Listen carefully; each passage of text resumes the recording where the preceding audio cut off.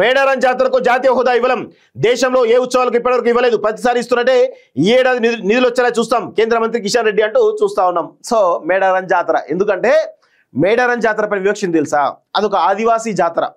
అది ఒక ఆ జాతర ఆ సమ్మక్క సారక్క ప్రతిరూపాలుగా చాలా మందికి సమ్మక్క సారక్క జాతర మీద కొంతమంది అగ్రవర్ణాలకు సంబంధించిన వాళ్ళకి ఇష్టం ఉండదు. అది ఆదివాసీ జాతర.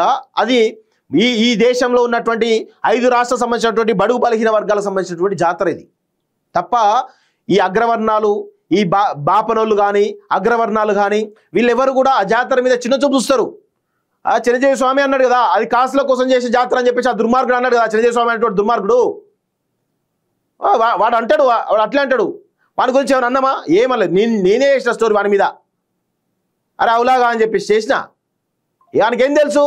వాడికి కాస్ట్లీ 1000 కోట్ల రూపాయలు ఉండేటువంటి గుళ్ళు కావాలి, వాడికి వాడికి వాడికి లగ్జరీ లైఫ్ కావాలి. వాడికి సమ్మక్క సారక్క జాతర చరిత్ర ఏందో తెలియదు వాడికి. వాడు మాట్లాడుతుంటాడు పైసల కోసం అని చెప్పేసి.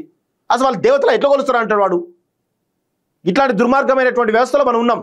దయచేసి ఎట్లాగూ వీళ్ళెవరు ఎందుకంటే బీజేపీ ప్రభుత్వం ఎందుకంటే వాళ్ళకి శ్రీరాముడు తప్ప సమ్మక్క సారక్కలు కానీ మైసమ్మలు కానీ పోచమ్మలు కానీ ఇవి వాళ్ళకి తెలియదు. ఎందుకంటే ఈ సంస్కృతి వాళ్ళకి తెలియదు. ఇది బడుగు బలహీన వర్గాల సంస్కృతి.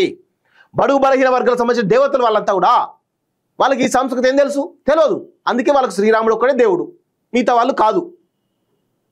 అందుకే సమ్మక్క సారక్క జాతర మీద ప్రతిసారి కూడా వివక్ష ఉంటూనే ఉంటుంది. కేసీఆర్కి వివక్ష ఉంటూనే ఉంటుంది, రేవంత్ రెడ్డికి వివక్ష ఉంటుంది, వీళ్ళందరూ కూడా వివక్ష ఉంటూనే ఉంటుంది. అన్ని పార్టీలు కూడా వివక్ష చూస్తూనే ఉంటాయి. కానీ ప్రజలు స్వచ్ఛందంగా జాతర ఇస్తారు. అక్కడ ప్రజల సెంటిమెంట్ ఎవరు కూడా కాదన్నారు కదా. 1 కోటి మంది వస్తారు. ఈ దేశంలో 1 కోటి మంది వచ్చే జాతర అవుతుందో చెప్పండి. అంత పవర్ఫుల్ దేవుళ్ళు అక్కడ. మేము జాతీయ హోదా ఇవ్వలేమంటే మీరు జాతీయ హోదా ఇవ్వరని తెలుసు. ఎందుకంటే మీకు ఆ దేవతలకు కనబడరు. ఎందుకంటే మీకు చిరంజీవి స్వామి దేవుడు. చిరంజీవి స్వామి ఆ పనికిమాలిన ఏదో విగ్రహం పెడితే దానికోసం మోడీ వస్తాడు, వాడు అందరు వస్తారు.